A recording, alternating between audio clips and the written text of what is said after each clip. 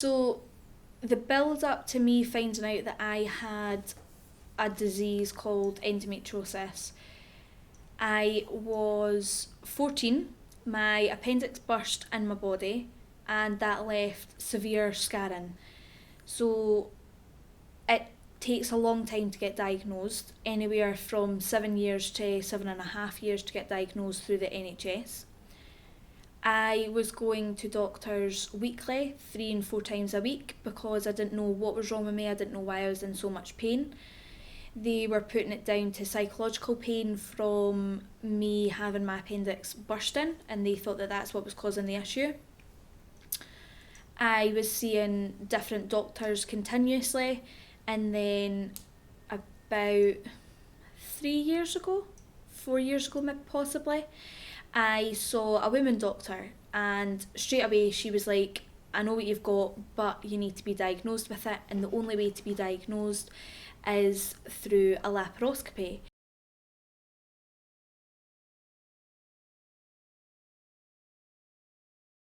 They cut you open, look inside with a camera, and that's how they're able to diagnose you. They can't diagnose you with endometriosis without doing that surgery. So bloods, all of that sort of stuff, it doesn't come up. So she had said, because she was specialised in that, she had sort of like a good idea that's what was wrong with me. She then sent me to gynecology. Gynecology said that they weren't willing to do the surgery because there wasn't enough evidence that I had endometriosis, although the only way you can have the evidence is by doing the surgery. And I, at this stage, was losing mobility, so I wasn't as healthy as I used to be, I wasn't as fit as I used to be, I didn't have the energy that I used to have, I was fatigued all the time. On days off, I would lie in bed so that I could get my energy back up, just so that I could get straight back into work when I had to go back to work. When I was in college studying, I wasn't able to concentrate, and I found it a lot harder to do what I needed to do. I then ended up having to take time out of work and out of college just due to health, due to the fact that my mobility was down, my health was down, I was tired all the time.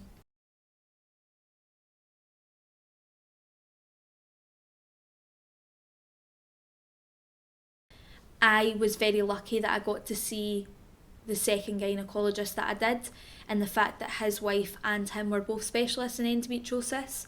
Had I not seen him, I probably wouldn't be sitting here today after having the surgery, feeling better, knowing that my endometriosis is gone. I wouldn't have that right now had I not seen him. He then said, what we'll do is we'll remove the endometriosis completely. However, it will grow back, and it will grow back within a year to 3 years. So at any point in the next 3 years, I'm going to have to go back for the surgery again, and that'll just be a continuous cycle until they have to take everything away, basically. And once it's completely out of my nerve endings and all of that, then I won't need the surgery. But for at least the future, I'm going to have to keep having the surgery to get it removed.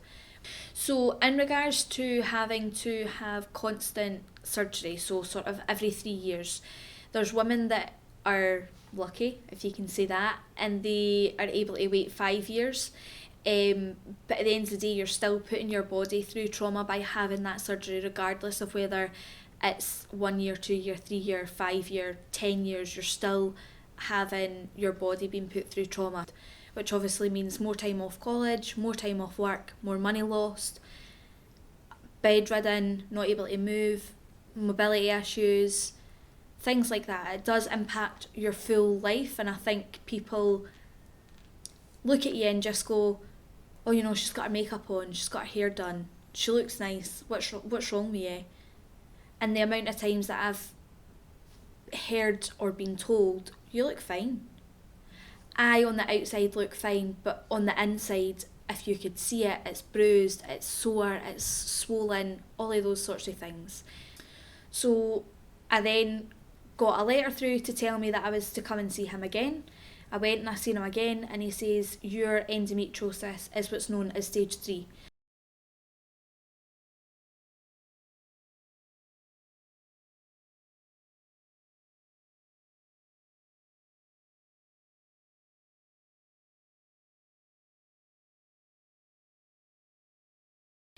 So what that means is it had totally covered organs and they had stuck together. So the endometriosis acts like a glue, if you want to think about it like that.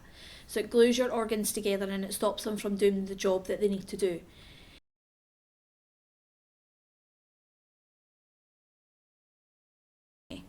So on the NHS, because it takes 7 to 7.5 years to get diagnosed, it then actually took me 8 years, because at the 7-year mark I went for my laparoscopy, but a year later that's when I found out that I had endometriosis.